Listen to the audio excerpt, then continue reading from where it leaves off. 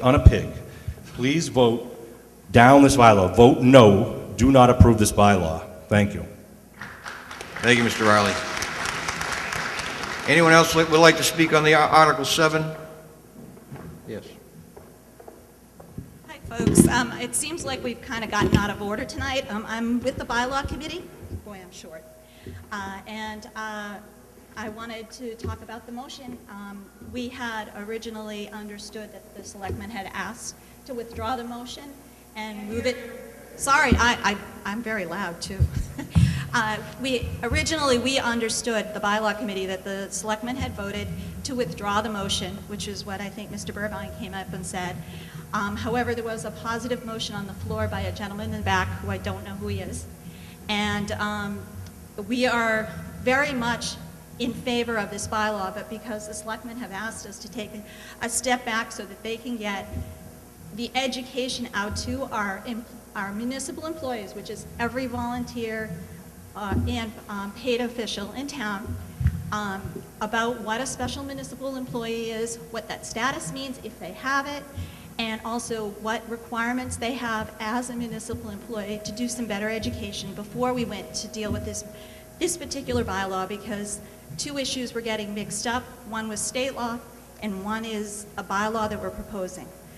I would like to ask the moderator, after talking to town council, he says it's your call whether the motion to withdraw this motion and come back in the fall, or whether the positive motion is what we're going to vote on at this point. Correct? Did I say that correctly? I would prefer to vote on the motion. We have a positive motion on the floor. I'm just telling you that the selectmen have asked for that, and I think my committee, who's sitting here, who I just asked, is in favor of that as well. Okay, good. So I'm just telling you that those of us involved with the bylaw think it might be a good opportunity. Would you like to speak?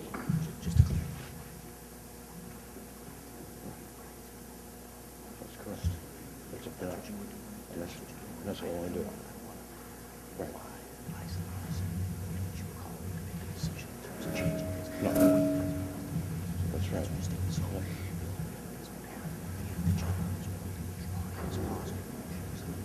But if we have a positive motion, thank you. She can still bring it back to the town meeting. So it's not an issue to me. Again, I think we should have a motion, a vote on the positive motion, unless anyone else has something else to say that hasn't already spoken. All right, I do have some comments then, if we are going to vote on the positive motion. If that's okay, I'd like to explain our position from the bylaw committee and why we wanted this bylaw. Okay, we'll give you the time. Thank you. The first thing was, I'm sorry, I'm really trying to make this so you guys can hear me.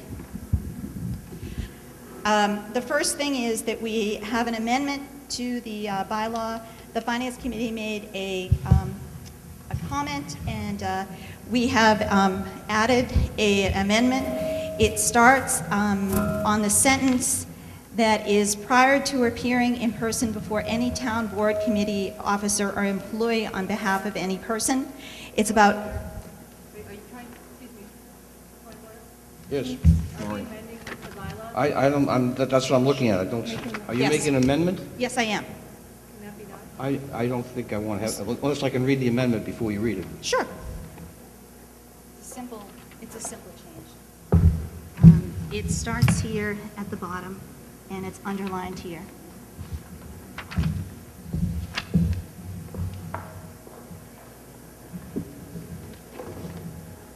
See, if I understand this right, you want to add a comment about eliminating family members?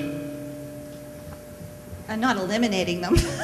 It's actually... That they can represent a family member. that you can represent a family member. It's already in the state law, but just for clarification, the attorney added it to respond to a comment. However, she felt that it was not necessarily necessary, but thought it was a good thing to add. I think this is beyond the scope of the article. I want to go back to the article and have a vote. This is Please. the article. It's not what I'm reading here. You're amending what's in the book, is that correct? That's correct. And I'm not going to take the amendment because it changes the scope of the article. You start talking about family members. There's no talk of family members in this.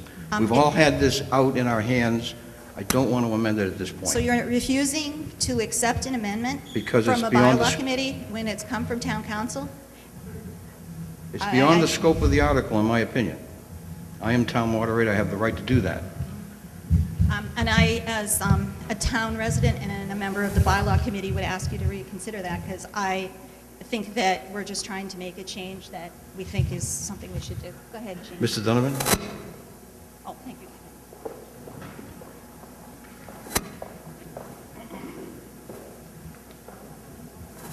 Thank you, Mr. Moderator. Essentially, the vote for the Board of Selectmen was 3-2. I was in the minority. It's my opinion, based on the bylaw that's currently before you, notwithstanding the articles, the editorials that was indicated previously that have been in the newspaper and comments thereof, the problem I see with this is this bylaw effectively falls into the 21D bylaw that town meeting adopted, if you recall, the last session. Under the 21D bylaw, this subjects anybody that has potentially violated it to the provisions of 21D, which would provide that any public official that's authorized under the 21D bylaw would in turn be able to either issue a warning or bring the person into district court at the ultimate thing. I think, as you can see already, this thing is confusing enough. I think it's taken on a life of its own, quite honestly. And in this particular case, the selectmen had voted, again, 3-2 to ask that it be postponed. I think a lot of work needs to be done. That's why I'm in favor of passing over it right now. I think there are far too many questions that need to be addressed. I think that the most prudent thing to do would be to pass over it rather than try and rewrite it on town meeting floor. And for that matter, I hope that Mr. Moderator, wherever you are, that the motion to pass over prevails. I know you have currently two motions before you, one in the positive to adopt it, one to pass over it. I would think that, or at least I would submit, that one of those has to be disposed of first before you can entertain any further amendments on the issue. So I would hope that the matter is passed over.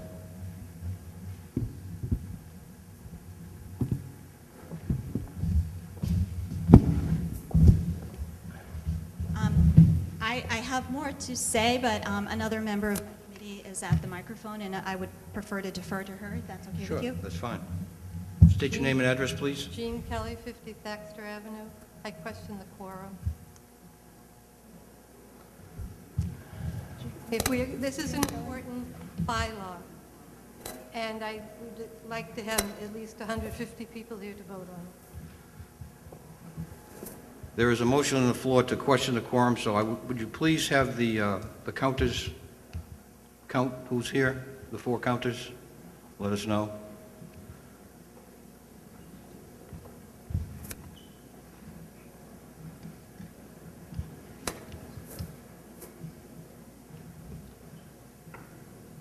That's Mr. Shea. Who's this guy? Hughes? Who's the last guy? That's right. Mr. Esau, how many? 36. Mr. DiCarlo? 35. 71. 35. 601. We're close. Mr. Shea? 19. 125. We get 125. The number of people in the hall is 125. We do not have a quorum. Right, so, So, Mr. Moderator, under the rules of procedure, calling a quorum, if there's not 150 people at the time, we cannot take any further business. Wait a minute, there is a motion on the floor. unless he wants to withdraw the motion. Wait a minute, there's a motion on the floor. The guy in the back has a further motion. Wait a minute, I gotta check with town council, there's a motion pending. I think we have to take action on any pending motions. One second, well, if the quorum call, We may have to be coming back on Wednesday. Yes, but if there's a pending motion, I think you can take action on the pending motion. You just can't take any more motions after the quorum's called. You can just, I'm going to put the town meeting in the recess, and we'll get some advice from town council. Hold on one sec, James.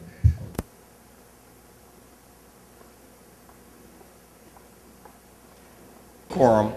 We do not have a quorum. So we have to stop any business at this point. And Mr. Donovan? Mr. Moderator, I now move the town meeting be adjourned without day. Essentially, what that means is that we're finished. Any remaining articles, my concern was the article as it relates to the ambulance fund. However, as long as we set another town meeting prior to the setting of the tax rate in the fall and act on those, then we'll be fine. Because as a practical matter, to try and get anybody, 150 people back here to Wednesday night was the proposed date, to try and act on the remaining articles is probably going to be an impossibility. So rather than put everybody through that exercise, we still have time. As long as we deal with this prior to the setting of the tax rate, my motion is to adjourn without day. Is there, could I have a vote on adjourning? All those in favor? Aye. All those opposed? Town meeting is adjourned. Every loophole they can get not to pay. It's a business that they're obviously looking for profit. We're looking to try to capture as much as we can. Didn't we also get out of our contract with the We have Blue not Cross yet. Blue Shield? We have not yet, because that is still pending. I believe I will be asking to do that, yeah. We're still moving. Right now, we have a contract with Blue Cross Blue Shield, as a lot of municipalities have had for about 20 years, where they guarantee they will pay us, but it's at a lower rate. By opting out of that contract, we could be at risk that they don't pay us, and there's legislation to try to prevent the insurance companies from carrying out the threat of reimbursing the patient rather than the care provider. That would be a disaster for this town and every other emergency service if they do that, because not only is that going to adversely affect the revenues coming back to the town for the service we're doing, but if a patient realizes if I call 911 because I have chest pain, they take me to the hospital, and the next thing I know, I'm getting a $7,000 check from an insurance company that I'm supposed to turn over to the town, good luck going after getting those funds. So, very dangerous ideas that are out there that the fire chiefs in the state, I know the Marshfield fire chief has been spearheading this, we're trying to prevent that from happening. That's the main reason we haven't opted out of that contract yet. Well, Brother Stone, again, I applaud the effort. I think it's a step forward. It's taken 6 years, at least from my vantage point, to get us where we are. And during your brief tenure, you've taken us into the next century, so I appreciate that. Thank you. Just is a rough estimate, by opting out of this contract, I think we can bring in at least another $40,000 to $50,000. That's great. Well, that was the last estimates I've heard. It may have changed since then, because it's like trying to track the stock market at some point, but. That's excellent. Okay, so that's where we're at right now up to FY12, if you will. We're just over halfway through the year, we're doing okay. Once I get the extra bodies back, we'll be doing much better. I certainly agree with Mr. Tyler's comment on sending a ladder truck out with one individual, and I would love nothing more than to hire 4 more individuals to keep that. I do realize the likelihood of that is difficult, because there's other departments that need their staffing back up there as well. I have been looking at numbers to see if there's a way we could hire 4 more and shift around, you know, maybe not maintain a 6-man group and drop to 5. It's very risky doing that, because if I have a couple more long-term line-of-duty injuries, I'd be paying their salary as well as the salary of another person coming in. I don't think we're there yet, quite frankly, and I based my FY13 budget on a 22-member department, including myself and the deputy chief. So I am looking at that. I'm trying to see where we could do it. I want to stabilize the ambulance revenues first, because once we have a better grasp on that, hopefully this time next year, we may be looking and able to hire 4 more from the ambulance revenues to help offset. I just don't know, but I'm open to that possibility, because the other thing I've learned in my very short tenure so far is It's taken at least well over a year to 14 months to replace a member, to replace a body. Between the civil service list and, more importantly, the fire academy openings to get a body fully trained before they're able to work a shift. Now, if I have a member retire tomorrow, and I have numerous members, they're eligible, they could, they're just staying on because the economy's tough and I think they enjoy what they're doing. But if somebody was either to retire tomorrow or have a sudden severe injury that they wouldn't be able to come back to work, in order to replace that person, you're looking at anywhere up, from 9 to 14 months. And right now, that's filled with overtime. And not only, is the overtime an issue, I mean, those members are going in there, putting in their time. There's no issue paying them, they're certainly putting their time.